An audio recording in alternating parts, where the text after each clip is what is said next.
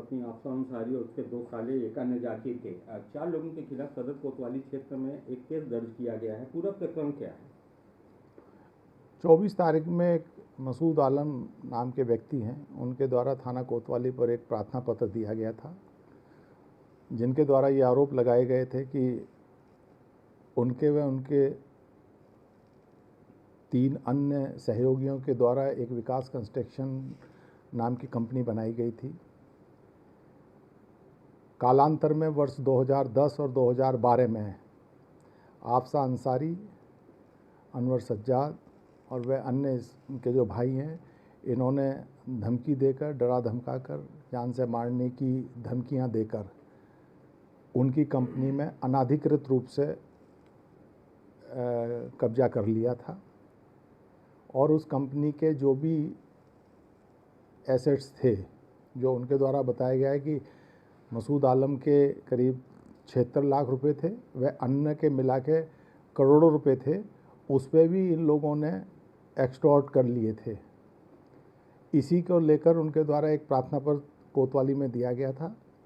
प्रथम दृष्टया गंभीर अपराध होने के फलस्वरूप इस पर सुसंगत धाराओं में अभियोग पंजीकृत किया गया है और इसकी इन्वेस्टिगेशन चल रही है और इन्वेस्टिगेशन के क्रम में जो भी तथ्य संज्ञान में आएंगे, जो भी दोषी हैं, उन पर कठोरतम कार्रवाई की जाएगी। हो सकता है इसमें कुछ और भी लोग आएंगे, जब इसकी विवेचना आगे बढ़ेगी तो हो सकता है इसमें कुछ और लोग भी इसके दायरे में आएँ, तो सभी के विरुद्ध जो नियमानुसार कठोरतम कार्रवाई है वो की जाएगी।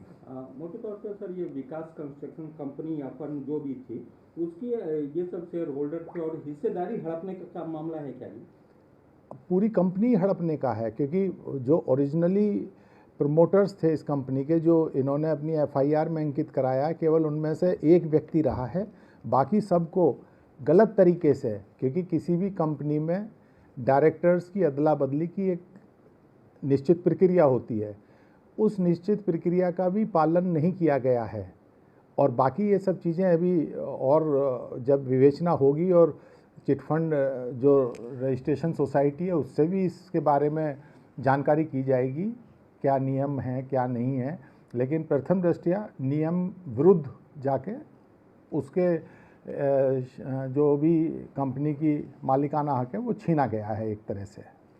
किस सन में सर ये रजिस्टर्ड हुई थी पहली बार? ये जो इन्होंने प्रार्थना पत्र में हुई थी पहली बार, ये जो इन्होंने प्रार्थना पत्र में लिखा है, 2007 में ये रजिस्टर्ड हुई थी और 2010 और 2012 में इसके डायरेक्टर्स बदले गए हैं अनाधिकृत रूप से, जो हर तरह के दबाव देके, प्रलोभन देके, धमकी देके, ना केवल मैं जो बताया, ना केवल कंपनी में कब्जा किया बल्कि उसके पूरे एसेट्स जो थे, करीब 2.5 करोड़ रुपए उनके द्वारा बताए गए हैं, 2.5-3 करोड़ों रुपए, वो भी इन लोगों के द्वारा साजिश करके हड़प लिए गए और इन्हें तरह तरह की धमकियां भी दी गई हैं।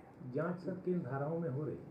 सुसंगत धाराओं में लिखा गया है, जो उसके एफआईआर के हिसाब से बनी है, एक्सटॉर्शन वगैरह की धाराएं हैं, गंभीर प्रकरण है। तो इसमें क्या मुख्तार अंसारी के परिवार की जो उनकी पत्नी और उनके सालों पर भी कार्रवाई? अरे वो मुख्य दोषी है इसमें, जो नामित अभियुक्त हैं। मैं ये कह रहा हूँ इसके अलावा और भी लोग जो इसके पर्दे के पीछे होंगे, क्योंकि वो विवेचना में आएंगे, उनको भी नहीं बख्शा जाएगा। Thank you.